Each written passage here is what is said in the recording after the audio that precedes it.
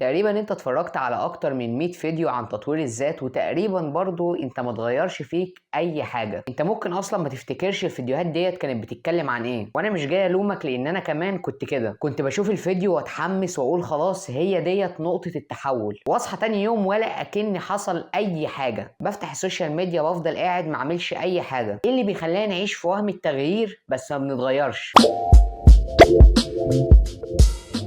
اللي انت بقى مش واخد بالك منه ان انت اصلا مش بتطور ذاتك، انت بتحس بالتطوير. وخلي بالك عشان تفرق جدا. زي بالظبط لما تشوف حد خاسس 30 كيلو فتتحمس ان انت تبدا دايت، او تشوف حد نجح في بيزنس فتقول هي دي اللحظه اللي لازم افتح فيها البيزنس بتاعي. وبعد نص ساعه، ده لو ما كانش اقل، الاحساس دوت بيتبخر ولا اكنك شفت اي حاجه. طيب ده بيحصل ليه؟ تعال اشرح لك الموضوع ببساطه. انت بتاخد جرعه ادرينالين ذهنيه بتديك احساس انك اتغيرت، بس في الحقيقه انت ما عملتش اي حاجه. مفيش اي حاجه اتغيرت، انت لسه زي ما انت. والمشكله مش في الفيديوهات، المشكله ان احنا بنفتكر ان الاحساس بالتغيير هو التغيير. في ناس كتير بتقنع نفسها ان هي كسوله، بس في الحقيقه هي مش كسوله، هي بس تايهه. انت عايز تبقى ناجح وعندك افكار كتير، بس في كل مره بتبدا عقلك بيقولك يا عم ابدا بكره، مش وقته دلوقتي، انت كده كده اصلا مش هتعمل حاجه. ده مش كسل، دي فوضى ذهنيه. وطالما الفوضى دي موجوده، عمر ما في فيديو هيفيدك، ولا عاده هتثبت، ولا هدف هيتحقق. تعال نسال نفسنا سؤال صعب شويه. لو كل الناس عايزه تنجح وتتغير، ليه اغلبهم مش بيعملوا كده؟ هل لان التغيير مش ممتع؟ مش زي الفيديو اللي مدته 5 دقايق اللي فيه واحد عمال يحفزك ويشجعك.